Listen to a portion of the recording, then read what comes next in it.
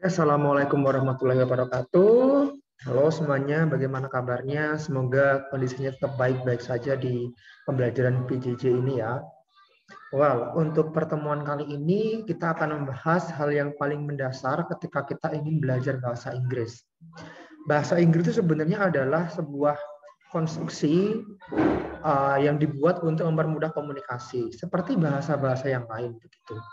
Kalau kita ingin belajar suatu bahasa, kita harus belajar yang namanya adalah aturan bagaimana sih bahasa itu bekerja begitu. Kita akan mulai dari jenis-jenis kata. Di bahasa Indonesia kita juga punya jenis-jenis kata, misalkan ada kata benda, kata kerja, kata sifat, dan lain sebagainya. Di bahasa Inggris kita juga punya hal yang seperti itu. Kita punya 8 paling tidak jenis kayak gitu, itu disebut sebagai part of speech. Nah, English part of speech sendiri itu memiliki beberapa kategori lain di bawahnya. Nih, misalkan kita mulai yang pertama itu adalah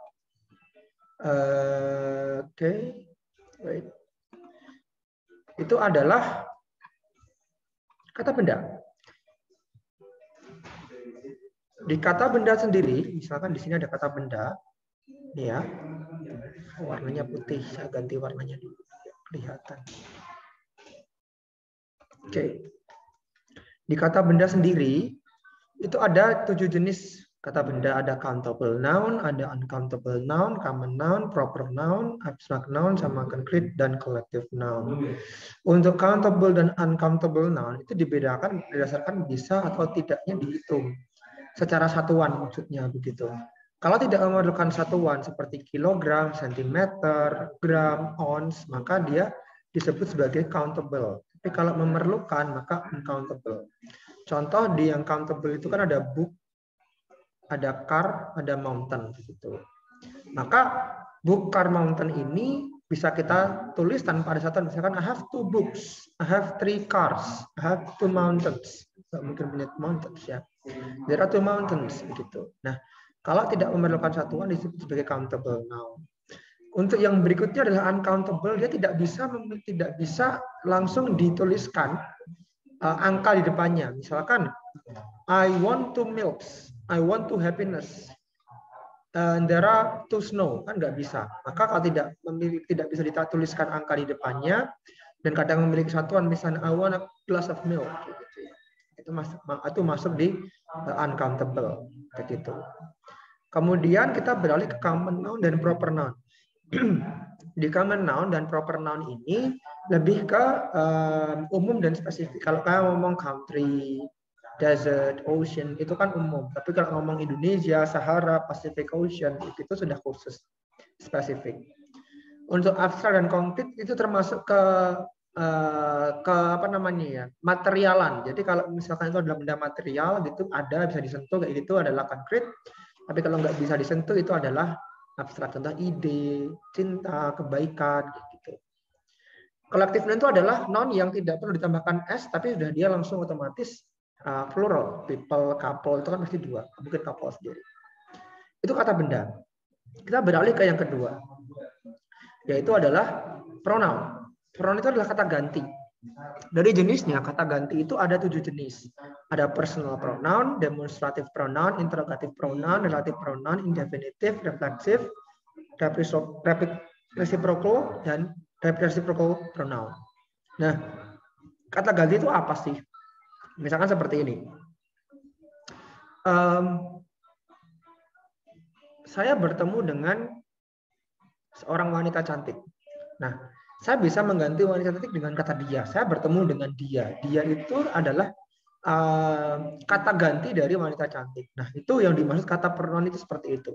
Kata benda di situ, cuman dia digantikan dengan pronoun tapi tidak merubah makna gitu. Contohnya ada misalkan personal pronoun. Personal pronoun itu ada yang paling sering muncul, maka kamu harus pay attention di sini. Itu ada subject, object, possessive sama possessive adjective sama possessive pronoun. Untuk subjek, misalkan saya punya kalimat seperti ini. Saya makan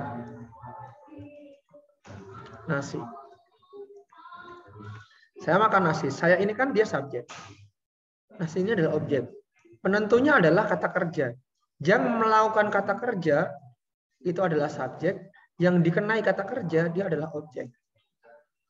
Kalau itu kata gantinya adalah di posisi yang subjek di sini, maka nanti kamu mau ambilnya yang di sini.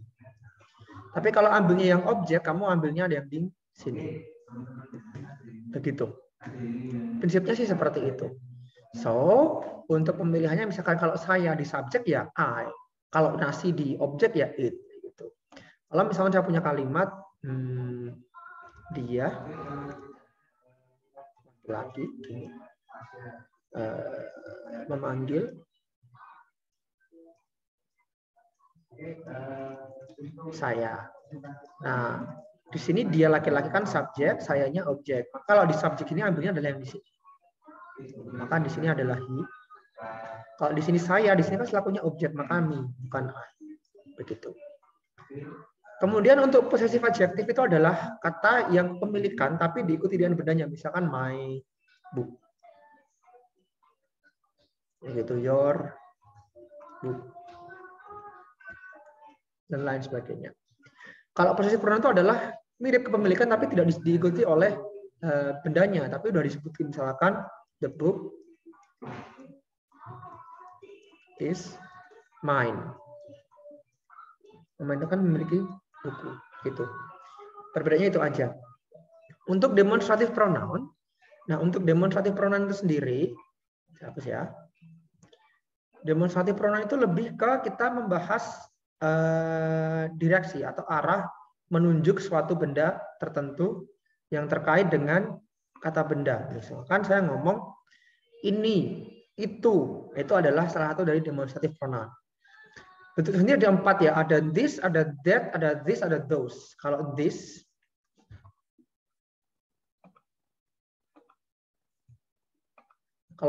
misalkan this seperti ini.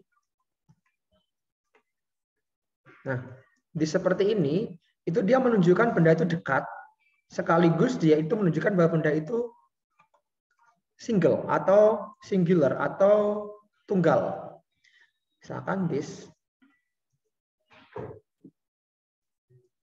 satu. Tapi kalau jamaknya adalah this books.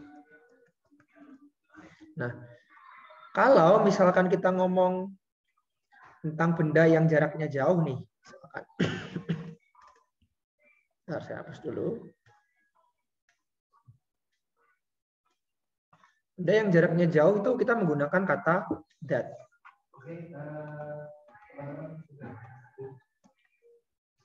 That. Misalkan that book. Ini tunggal. Jamaknya adalah those books. Begitu gampang. Untuk interrogatif pronoun, relative pronoun, indefinitive, refleksif, sama reciprocal, kita nanti akan bahas di lain kesempatan ya, karena kita banyak sekali pembahasan. Kalau kalian nanti ingin cari lebih lanjut, silakan cari di sumber internet. Dan kalau ada pertanyaan bisa menghubungi saya. Begitu. Oke, kemudian kita lanjut.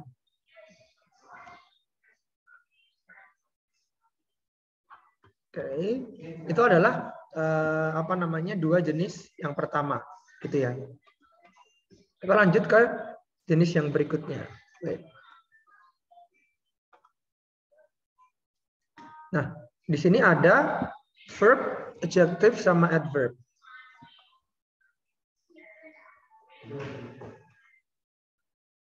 Oke. Nah, kita mulai dari adverb di sini adalah kata kerja. Kata kerja itu adalah kata yang menunjukkan aktivitas. Maksudnya apa sih aktivitas itu? Nah, di sini kita mengetahui bahwa kata kerja itu adalah kata yang melakukan aktivitas, baik dia itu kata-kata yang menunjukkan itu secara konkret, terlihat, maupun yang tidak. Jenisnya sendiri ada 10.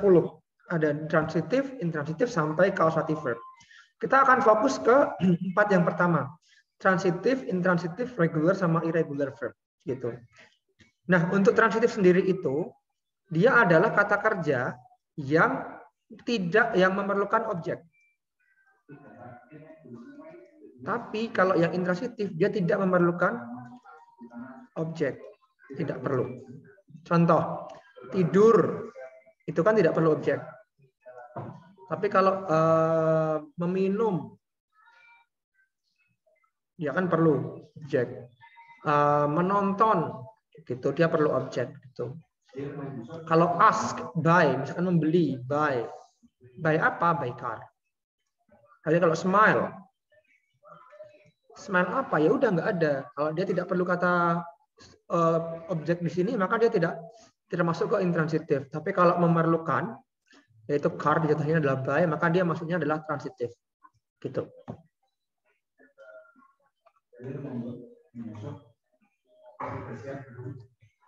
Oke ya. Itu adalah untuk transitif dan intransitif. Berikutnya adalah regular verb dan irregular verb. Maksudnya apa sih regular dan irregular verb itu? Nah, kalau regular, dia adalah, kan kata kerja itu dibagi menjadi verb. Kalau di bahasa Indonesia kita menyebutnya beberapa jenis verb ya. Gitu ya. Seperti ini.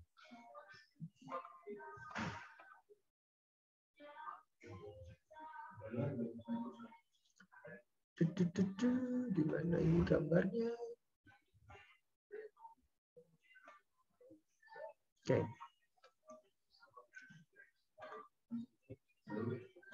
Oke, regular verb. Kalau itu perubahan dari verb 1 ke verb 2 ke verb 3, itu tinggal ditambah ed gitu, maka dia maksudnya adalah regular verb. Contoh adalah live. Itu tinggal nambahin ed. Nambahin ed. Kalau perubahannya seperti ini, maka dia masuk regular. Kalau irregular, perubahannya itu nggak bisa diambil polanya. Misalkan contoh kita fill. Satunya adalah fail. Ini kan ada polanya. Satunya juga fail, nggak ada polanya. Kalau write, di sini kan wrote. Di sini juga written gitu. Nggak ada polanya. Jadi itu membedakan antara regular dan irregular verb. Oke, terus. Jadi itu untuk regular dan irregular verb. Kita lanjut ke adjektif, kata sifat. Kata sifat ini adalah sebuah kata yang menunjukkan sebuah kualitas yang bersifat subjektif. Ingat sekali lagi, yang namanya kata sifat itu adalah subjektif. Contoh adalah old, young, bad, itu kan subjektif sekali. Misalkan saya umurnya adalah 17 tahun. Kemudian ada anak umur 5 tahun. Mas, kamu kok tua banget sih gitu. Tapi di DNP ada orang yang umurnya adalah 60 tahun. Oh, kamu tuh masih muda. Maka old dan young itu dia subjektif dan dia bersifat masuk di kata sifat. Begitu. Menggambarkan modifikasi kata benda. Contoh misalkan di sini menggambarkan atau modifikasi kata benda. Kata sifat itu selalu menjelaskan kata benda, selalu. Misalkan contoh adalah bad guy, pretty girl. Nah, ini menjelaskan kata benda. Ini menjelaskan kata benda. Jadi selalu seperti itu. Gampang. Kata sifat itu adalah bersama dia subjektif dan dia menjelaskan kata benda. Gitu. Dan dia bersifat, ya karena subjektif, maka satu orang sama lain bisa punya pandangan yang berbeda terkait hal itu. Oke. Kita masuk ke adverb. Nah, adverb ini sedikit kita harus sedikit lebih berpikir secara kritis terkait dengan adverb itu sendiri. Pertama, adverb itu adalah keterangan. Dia adalah kata keterangan. Dia bisa menerangkan kata kerja, bisa menerangkan kata sifat, atau menerangkan kata keterangan itu sendiri. Tapi sementara kita nggak usah mikir sampai ke sana. Kita ketahui dulu aja fokusnya adalah satu, adverb of manner. Yang kedua, adverb of time, manner, kemudian degree, dan place. Fokus ke itu dulu. Adverb of time jelas dia menunjukkan kata yang menunjukkan waktu. Bisa yesterday, now, tomorrow, dan lain sebagainya. Begitu. Misalkan, I will see you tomorrow. Di sini tomorrow-nya adalah adverb of time. Gampang. Dia pokoknya kata keterangan menunjukkan waktu. Satu kata menunjukkan keterangan waktu itu ya. Konteksnya adalah kata. Dan adverb of, kita ke place dulu. Jelas dia menunjukkan tempat. Behind, misalkan I am behind the desk. Nah, behind ini menunjukkan tempat kan, di belakang begitu. Ada juga bisa between, nearby begitu, inside dan lain sebagainya. Dia pokoknya menunjukkan tempat, dia adalah kata-kata keterangan. Kalau tomorrow ini dia menunjukkan kata keterangan yang menjelaskan kata melihat. Saya akan melihatmu besok. Atau behind ini menunjukkan apa? Oh, saya di mana? Di belakang begitu. Jadi prinsipnya adalah seperti itu. Sekarang kita adverb of manner. Adverb of manner di sini menunjukkan cara. Misalkan I go to school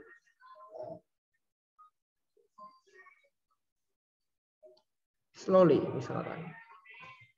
Berarti saya berangkatnya itu pelan-pelan gitu. Misalkan mungkin nggak make sense ya. I walk to school slowly. Jadilah slowly ini adalah menjelaskan keterangan kata jalan. Kalau itu menjelaskan proses atau metode terjadinya atau cara terjadinya kata kerja, maka dia keterangan cara atau adverb of manner. Kalau adverb of degree itu dia menunjukkan intensitas.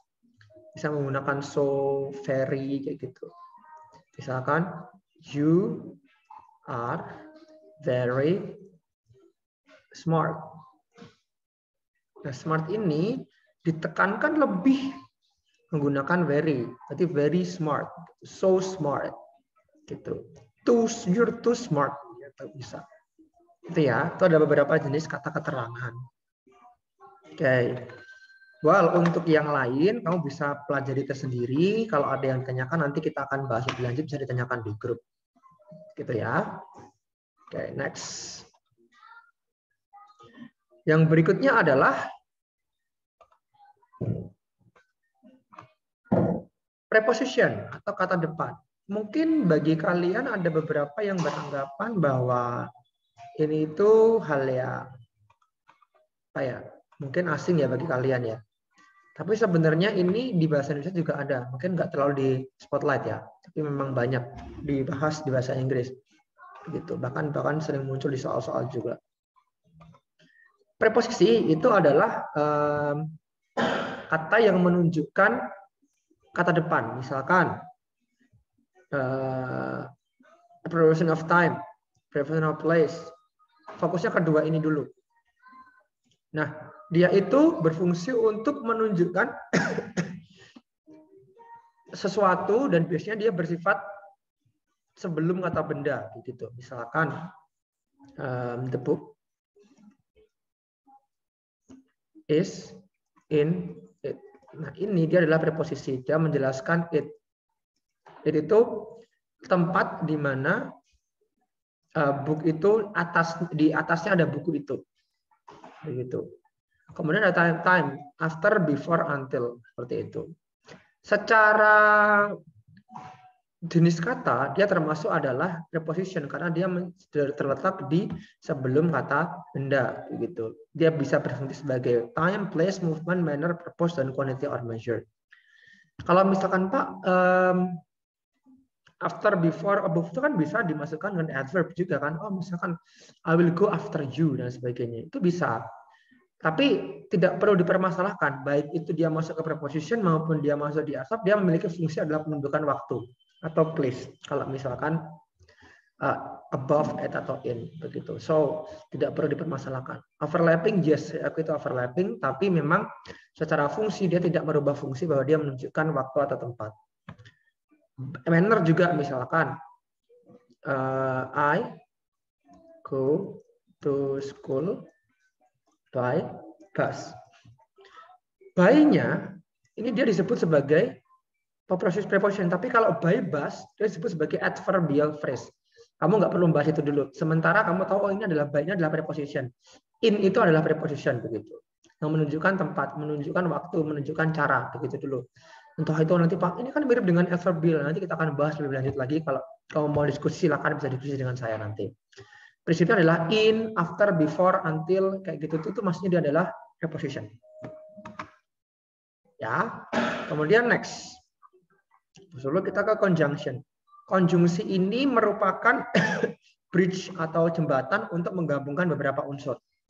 Ada coordinate conjunction, correlative conjunction, subordinate conjunction, conjunctive adverb. Kita akan fokus ke 1, 2, dan 3. Tapi di 2 sendiri itu kita bahas satu bab sebenarnya. Tapi kita bahas secara mendasar saja di permukaan. Nanti akan dibahas lebih lanjut lagi di lain bab. Coordinate conjunction itu dia akan menghubungkan dua main clause. Jadi nggak ada yang dia adalah semuanya adalah induk kalimat. Dua-duanya sama setara. Dua-duanya induk setara. Jadi misalkan I go to school and my dad goes to work. Dua-duanya dia adalah klausa utama, maka dia hubungan dengan N. Atau but juga sebenarnya sama karena dua-duanya adalah klausa utama. Klausa utama itu apa sih induk kalimat itu? Karena ada kalimat itu ada induk kalimat, ada anak kalimat. Induk kalimat itu bisa berdiri sendiri, tapi anak kalimat itu nggak bisa berdiri sendiri. Contoh, I go to school bisa berdiri sendiri? Bisa. My dad goes to work bisa? Bisa juga. Kalau dua-duanya bisa berdiri sendiri, dua-duanya itu masuk ke induk kalimat, dia bisa berdiri sendiri, maka dihubungkan dengan and, but, atau or. Coordinate conjunction lah begitu. Nah, sebenarnya kemudian ada yang bisa menghubungkan induk dan anak kalimat. Itu dia menggunakan subordinate conjunction ini. Dia menghubungkan antara induk kalimat dan anak kalimat kalau subordinate conjunction. Dia menggunakan because, misalkan I sleep because I am sleepy. Nah, I sleep itu adalah induk kalimat, because I am sleepy ini adalah anak kalimatnya. Karena dia nggak bisa berdiri sendiri. Ini terjadi menyebabkan ini. Begitu. Dia bisa berdiri sendiri. Di sini dia adalah main clause. Di sini dia adalah sub clause. Anak kalimat itu sub clause. Begitu. Jadi kalau menghubungkan main clause dan sub clause atau anak atau dan induk kalimat, dia menggunakan subordinate conjunction. Berikutnya adalah correlative conjunction.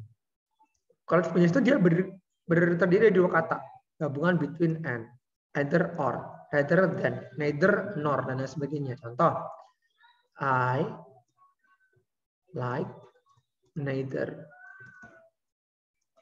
you nor him. Nah, neither di sini, neither itu gini nulisnya. Neither. Dia berpasangan dengan nor gitu. Jadi dia nggak bisa berdiri sendiri. Jadi ada kata hubung atau konjungsi yang berpasangan. Namanya correlative conjunction. Dia bisa menjelaskan suatu hal dengan fungsi tertentu. Kalau neither nor itu dua-duanya enggak. I like neither you nor him. Berarti aku nggak suka kamu, tapi juga nggak suka dia. Tapi kalau either or itu salah satu dari itu. I like either you or him. Berarti kan antara kamu dan dia itu saya suka. Gitu. Dan banyak jenis yang lain. Contoh-contohnya kamu bisa lihat sendiri. Terakhir, untuk conjunctive adverb itu lebih ke kata yang menghubungkan dua kalimat yang berbeda. Kalau kan biasanya dalam satu kalimat, tapi kalau conjunctive adverb dia menghubungkan di dua kalimat yang berbeda. Begitu. Jadi hence, however, bisa itu dia menghubungkan dua kalimat, bisa menghubungkan dua kalimat yang berbeda. Terakhir adalah interjection. Interjection ini adalah kata seru. Kalau di bahasa Indonesia kita ada aduh, alah, wah, wow, gitu. Tapi di bahasa Inggris ada alas, wow, well, dan lain sebagainya. Nah, kalau ngomong well, actually I like you, well itu kan nggak ada artinya gitu. Lah, artinya apalah gitu. Wow, misalnya gitu kan kita nggak tahu artinya apa. Itu adalah kata seru saja untuk memberikan penekanan atau stressing dalam kalimat itu. Well, saya rasa itu everyone untuk bab ini, dasar-dasar ini. Semoga bisa dipahami. Kalau kalian ada pertanyaan bisa langsung tanyakan di kolom komentar, nanti akan saya balas. Begitu ya. Ini kamu harus benar-benar paham sekali hal ini sebelum bisa lanjut ke belajar bahasa Inggris lebih di tahap selanjutnya. Ini merupakan hal yang dasar harus kamu pahami dulu. Jadi begitu, thank you very much for watching. Jangan lupa kalau ada pertanyaan langsung tanyakan aja di kolom komentar.